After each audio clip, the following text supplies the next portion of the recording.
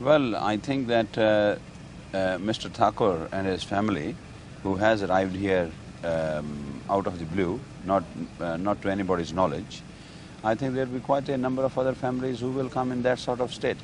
It's only one family where we know that it is so, but to our knowledge, there are many more like that. Can Leicester cope? If you ask me, Leicester cannot cope. Why not? Because the housing situation in Leicester is already acute. But if we go back to the Asian community, then of course it's obligatory or it's customary for Asians even to give shelter to destitute people, whether they are their relations or they're strangers. We would like to help them whatever way we can.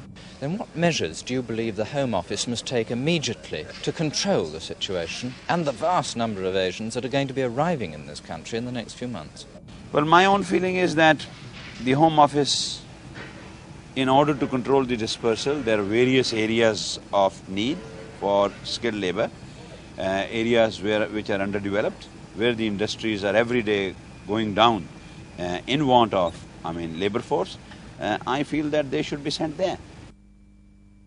The situation is so grave because we only have in Leicester the accommodation at Hillcrest here. We could accommodate possibly 20 plus people, not families, as is being bandied around. And how many are you expecting over the next few months? We don't know. This is what we're trying to ask the Home Secretary. We're sending a deputation to the Home Secretary to try and find this out.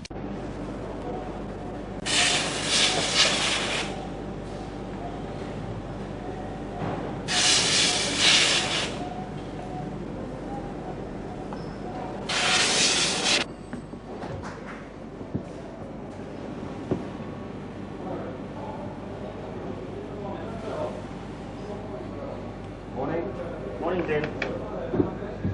Complex.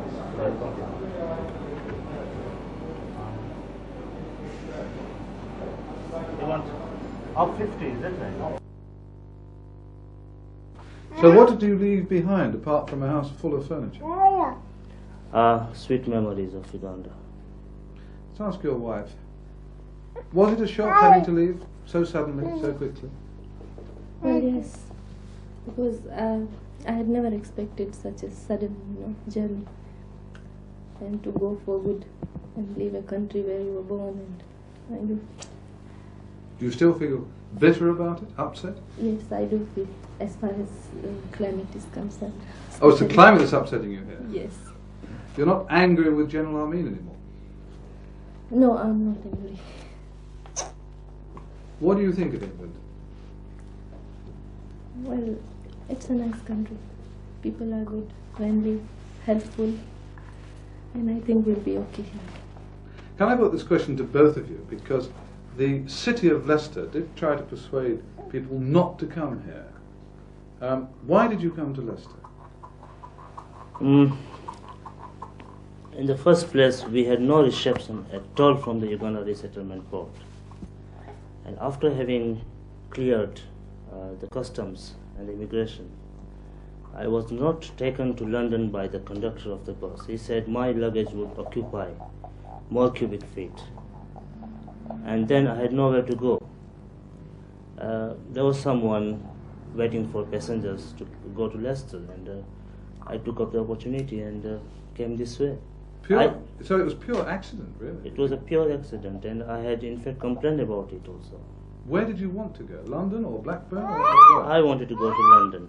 Yeah. I had a brother in London who had accommodation for me. But I knew the brother in Leicester had no place for me.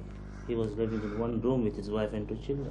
How do you feel at this moment Leicester is receiving its Uganda Asians?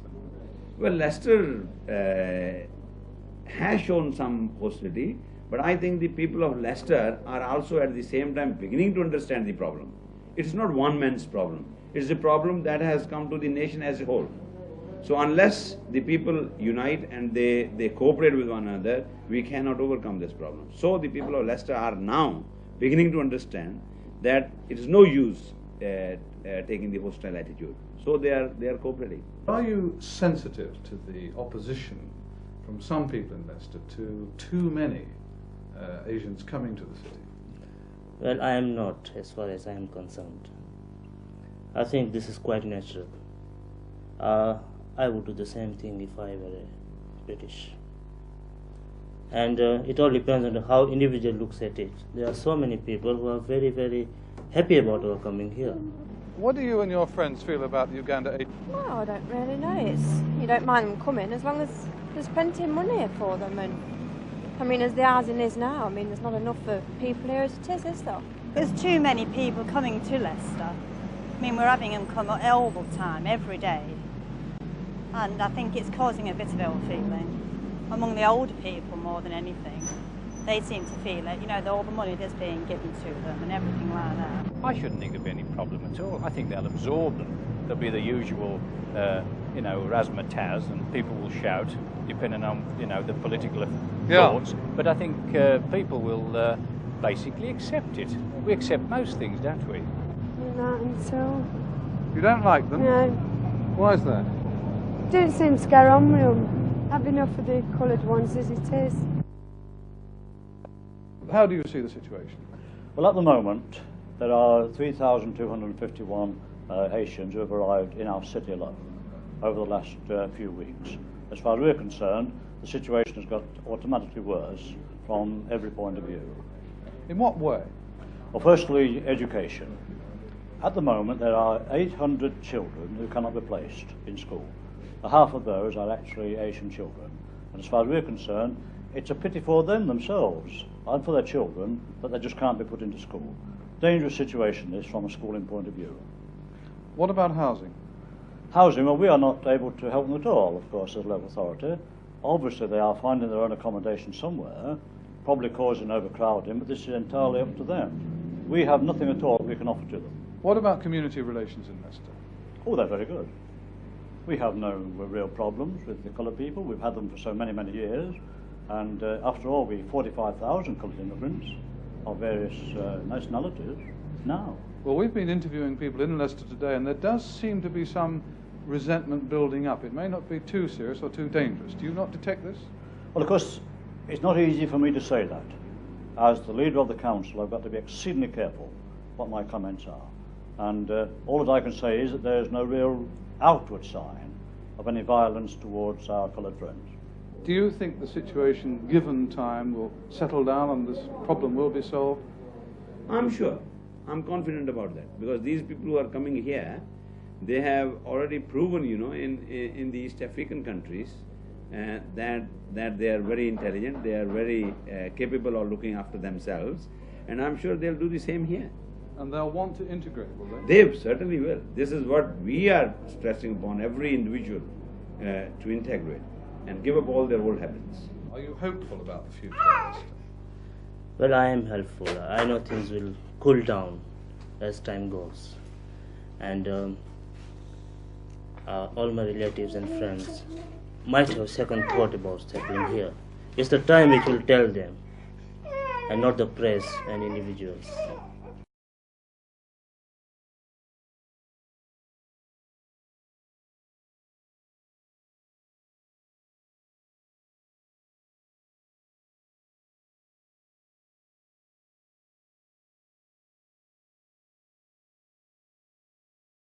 "28,000 Ugandan Asians were thrown out exactly 10 years ago by President Idi Amin. About a quarter settled in Leicester, and the most successful of them transformed the Belgrave area from a pig's ear into a silk purse.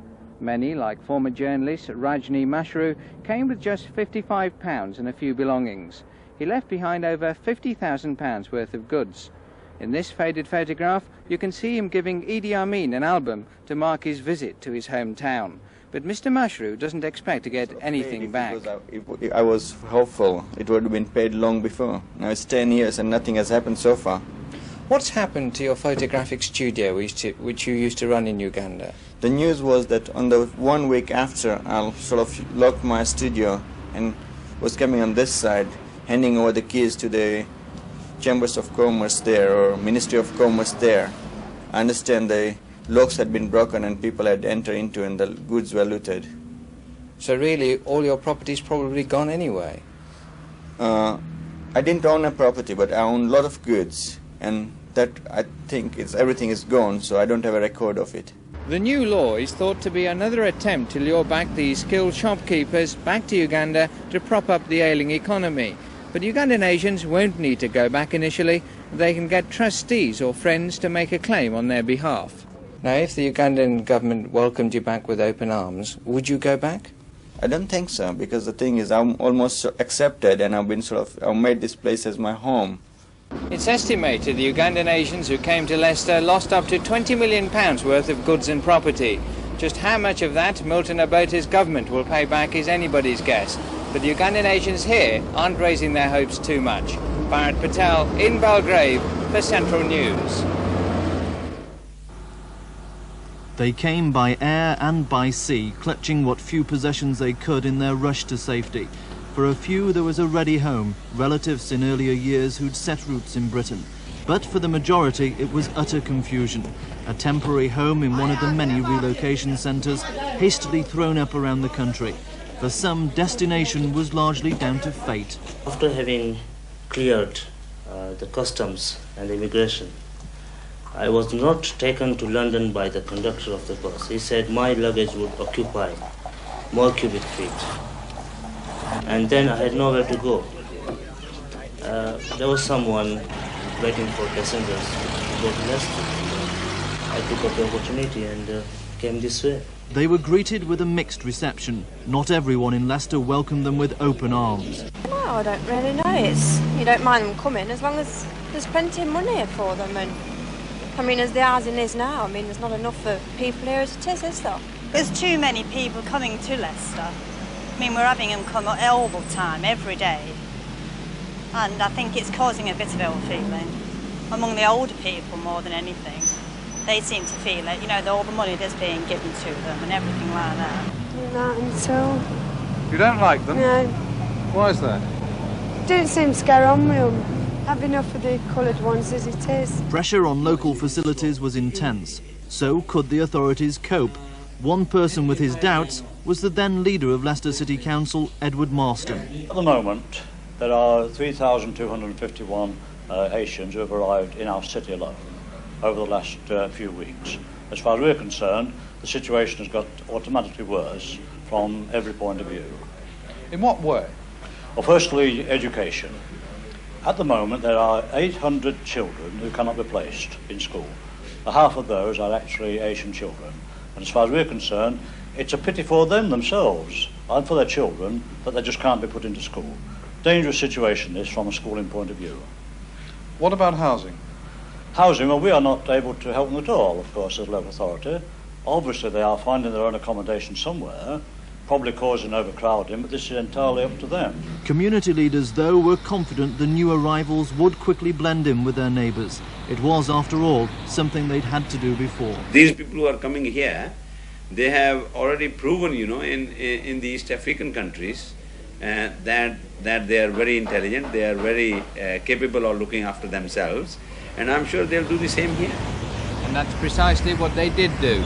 This street in the Belgrave area of Leicester is a monument to their success. In the early 70s it was run down, ready for demolition. But the Ugandan Asians have made it into one of the most exclusive shopping streets in the country. Asians from all over England come here to get the latest saris, eat the most authentic food, get the spices and exotic vegetables that aren't readily available elsewhere, or just browse around. For almost a decade, the Ugandan Asians saw Leicester as just a temporary home. Idi Amin had confiscated more than £200 million of their assets, and they hoped one day they could go back, reclaim the money and start again. But they're still waiting for compensation. This jeweller alone lost £2 million, but he's rebuilt his business from nothing.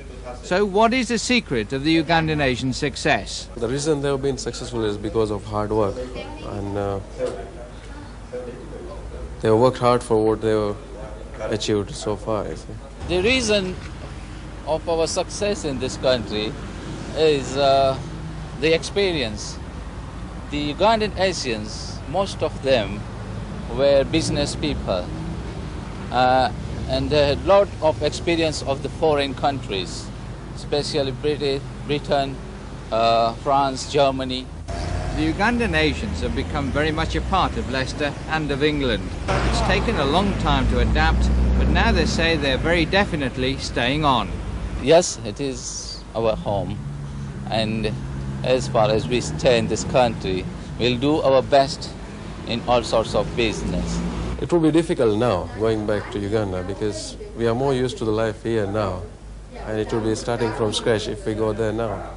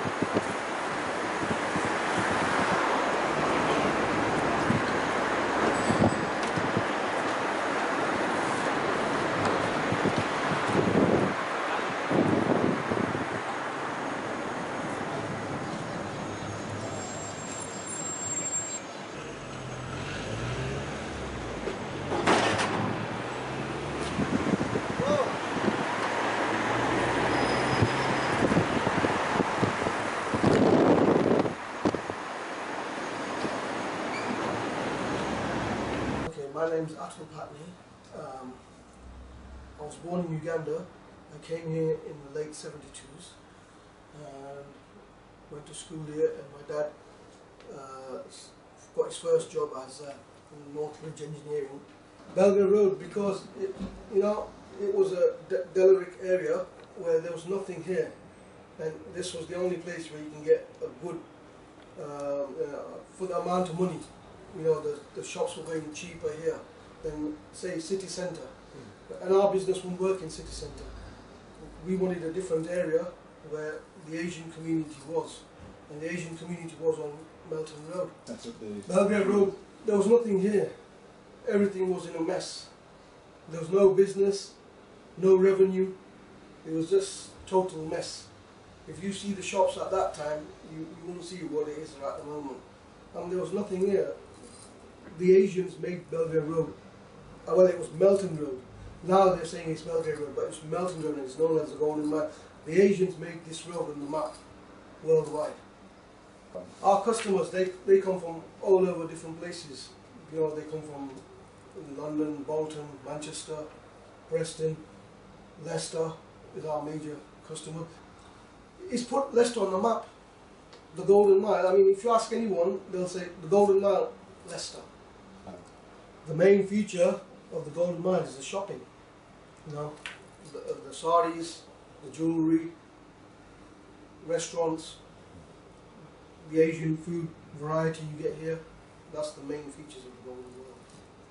When I was younger, when we grew up, obviously it was completely different from the hustle and bustle as it is now. Obviously trade has increased, which is good for us businesses. When I was younger, again I'm only 25, so not that long ago, there was a Coombs, there was, there's loads of shops, lots of different small little boutiques, little ones, which are now obviously over the years have grew, they've expanded, knocked down the shop next door and gone even bigger, so which obviously is good for everybody. And nowadays, obviously over the years and whatnot, the Asian population has obviously increased, and the demand for Asian businesses and the sweets, savouries, jewellery, gold, and obviously the saris and bridal wear has obviously increased and increased more businesses themselves. My impression of Belgrave is obviously it's the best place in the world. You can't go around, it's mini India, put it that way. Why go anywhere else when you can come straight to Belgrave Road? Yes, I was born in Uganda, and obviously during the Idi Amin thing, we stayed in a camp. And then we settled down in London with my parents and all. Obviously, because I was coming from London, it was nice to see there are lots of Asians about, and lots of Asian shops where we could find different kinds of, there were sari shops, and then there were food shops, a few, but yes, there were some. Yeah. I love Belgrave Road because it's multicultural. We see lots and lots of different people coming through the door. Obviously our shop, this was here, and then we had Bobby's restaurant, then there was, there used to be Woolworths further up, and then there used to be an old music shop, you know, we used to sell musical instruments, English, you know. There has been lots and lots of changes to Belgrave Road since I've been here. There's lots more shops have opened. Lots of banks have moved into this area. See different kind of people coming into the on the road as well. Before, people used to be scared to come to Indian shops, I would say, but now people from all walks of life they come in here, and I see them every day coming in, which is good.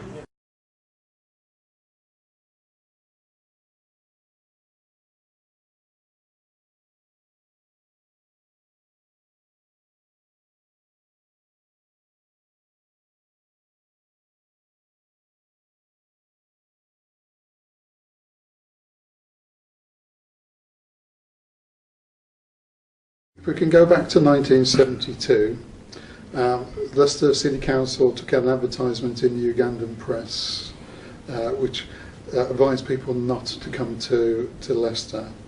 Do you think this reflected the view of the Labour Party hierarchy, and to what extent was this a widely shared view? I think it represented the view of a number in the council leadership. I think it was something that was very controversial within the Labour group, the councillors at the time, and something that many of us in the party were very angered and saddened by.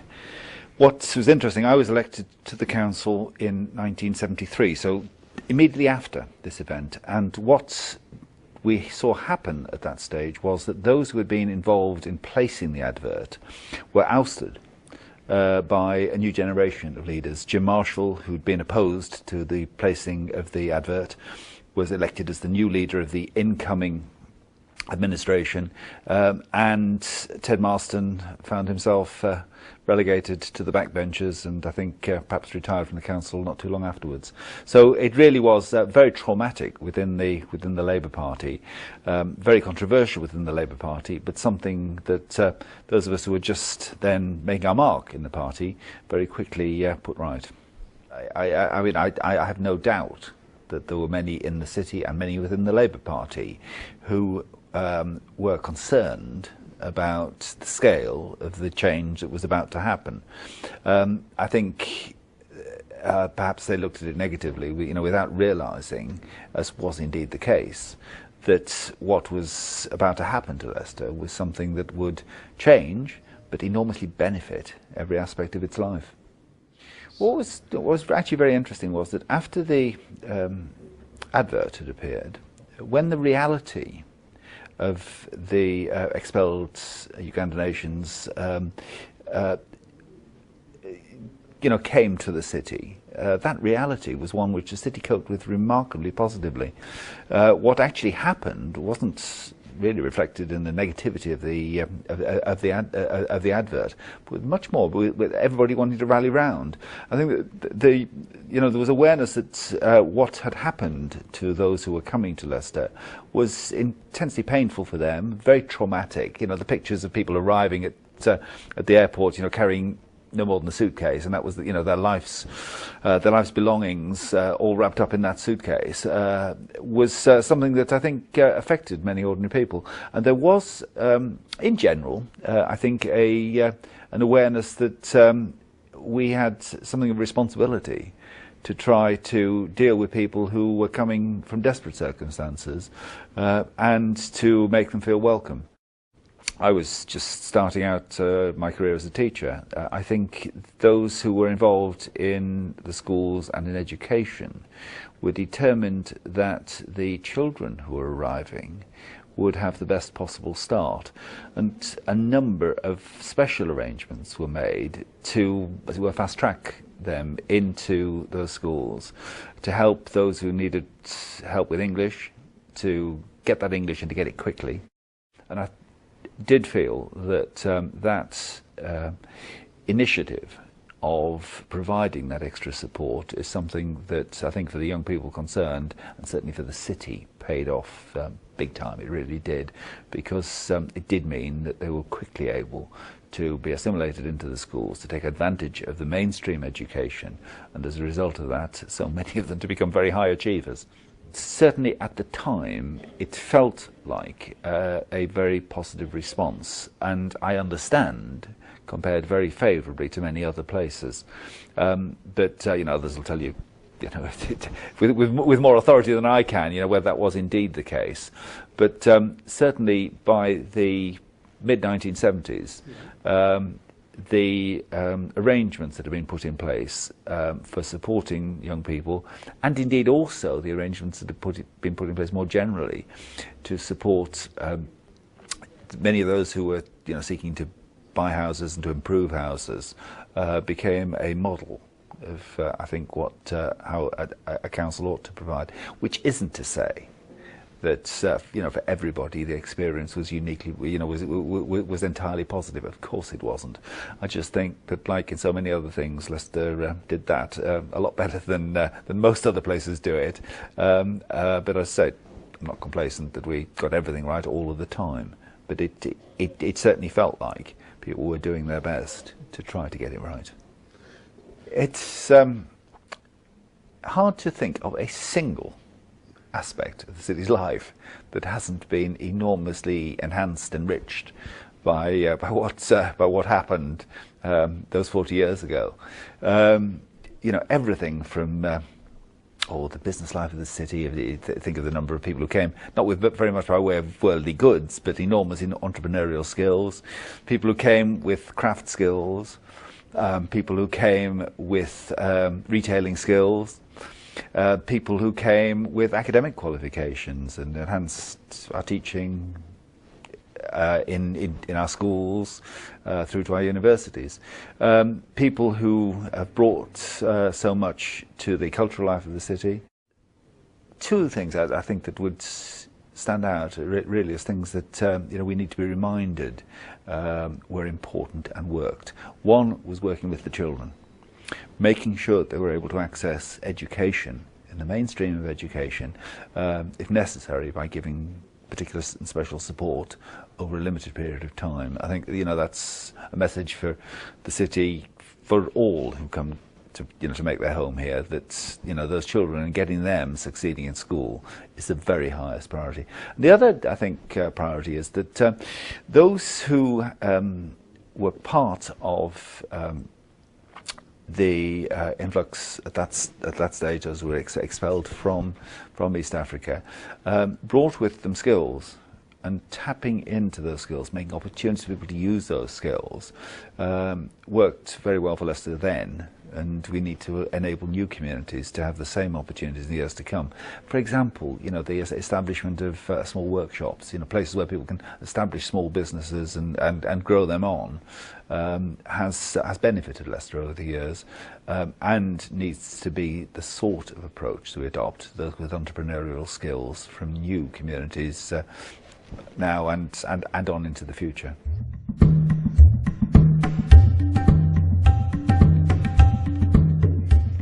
How have individuals from the Ugandan community changed my life? Well, I mean, they're my friends. I mean, that's the simplest thing. My friends are my colleagues. And, you know, they've contributed so much, obviously to the city, but also just to enrichment of all of our lives. You know, that's how you look on friends and colleagues.